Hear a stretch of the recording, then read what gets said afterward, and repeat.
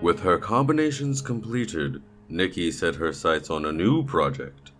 But with each new endeavor, her fate became more tightly interlaced with a mysterious guest.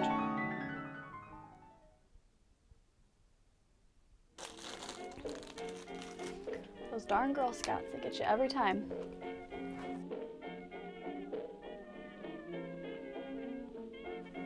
Thank you so much to everyone who commented on my last video. After looking through your suggestions, I do have a couple options, but let's see what you guys said. Lisa N commented a silver gray for the corset, as it would work with both the black and green combinations and the purple gray Rapunzel aesthetic, which you guys know I love. Rachel Nelson said getting real Slytherin vibes, maybe a silver corset. That's 2 for silver. Miss Lady B says a black and green brocade.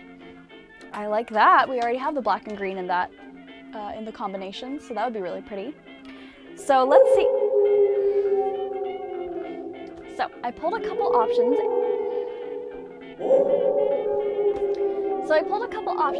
Okay, do you want to just come in? You keep interrupting. You must want to be on camera real bad.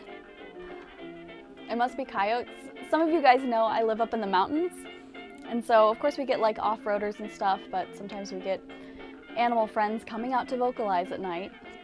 Anyways, so I have the green and black brocade, and I do have silver as well. So you guys really seem to like the idea of silvers, so let me make sure I have... Lola, what did you do? I'm not sure how that happened. That's okay. The green and black will be really pretty too. So we'll go with the green and black, and let's get started. Before we can do any cutting or sewing, we need to know what defines an Edwardian corset. Edwardian corsets were characterized by larger hip springs than any of the other previous decades, conical ribs, and most notably the pigeon breast and S-bend. It was very fashionable for ladies to have a flat front with a very swayed back, pushing their chest forward into almost a monoboob.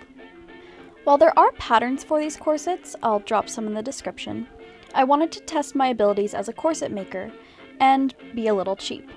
So I'm going to take my modern corset pattern from my corset tutorial series and manipulate the lines to make it an Edwardian shape. To do this, I'll be mostly raising the top edge and adding volume to the back of the hip. I'll also be following this photograph of what I believe is to be a 1901 woman in her undergarments, where we get a full 360 of all the style lines and proportions to hopefully make this build a little easier. Now that we have our first pattern done, we're going to want to do a mock-up to assess the fit. It's always a good idea to do a mock-up, but it's especially vital in corset. Bodies are beautifully diverse even if they're the same size, and because corsets are such a tight-fitting garment, it's absolutely imperative that we do those little adjustments to make for a very comfortable corset. Really doing the work to make sure that your garments fit well and make you feel good is an act of self-love. You're going to feel your best when you look your best, and a well-fitted garment is the key to that. Alright, so I have 3 areas that I need to fix. First is just a minor, I need to raise the line here. I don't need the dip for the underarm, it can be straight across. But we're at a good bust height, it's almost at the apex of the chest. Basically I need to add like 2 inches to the waist. And the hip, as you can see, is kicking out a lot, which we want it more kicking out at the back than the side. So I pinned it over about 2 inches on panel 4 and 5, which means I'm still getting plenty of volume back here for that sway back effect, where we can add the padding, but I'll need to take out that. And the front is pretty flat. I've got the bust just slid underneath. I'll need a couple more steels at the center front, but we're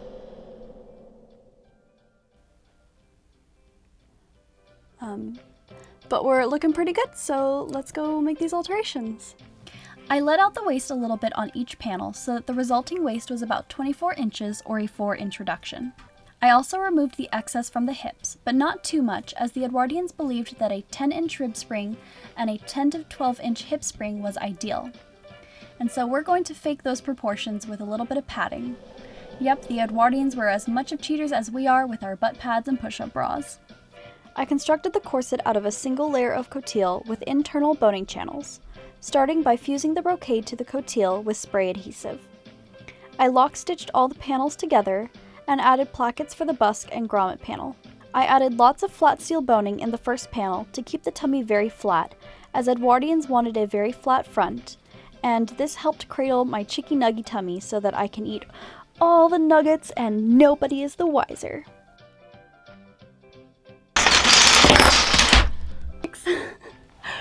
I guess I don't need any more boning in this. There's probably enough here to stop a bullet. Let's try this on.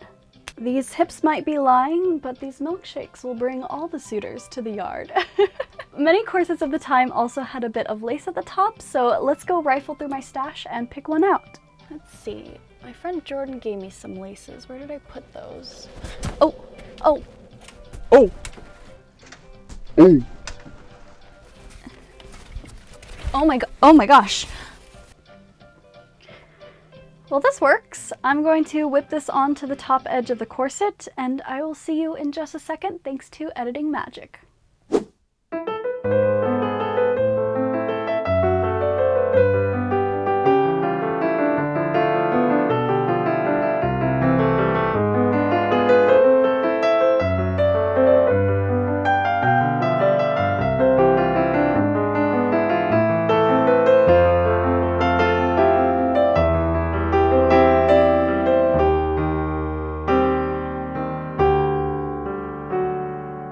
It seemed as if the universe had other plans for this project. I ended up not having enough fabric to make the garters that would go with it, so I'll have to find some suitable fabric to do that in the future, as well as I still need to make a bum pad, so if you guys want to see that, let me know. Even without it, I pre-bent the steels in the back so that they kick out, and it gives me a decent little sway back, at least for my figure. So I'm pretty happy with it, all things considered. It's incredibly comfortable as well. Sometimes it can be a little disheartening when things don't work out like you expected, but you can't really grow as a maker without learning how to problem solve, which is like 90% of being a maker of really any trade. That being said, now we have a cute set of foundation garments for an Edwardian ensemble. If you guys have any suggestions as to what sort of Edwardian dress I should make, let me know in the comments down below. I'm sorry.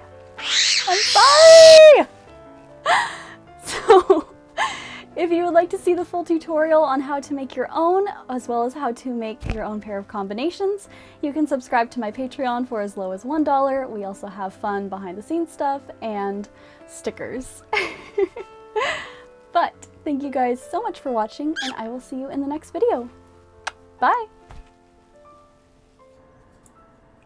As if the forces beyond heard her wishes, a gift awaited the little seamstress, the dark messenger leaving it in the dead of night for her. Though gifts often come packed with love, this one offered something a bit more mischievous.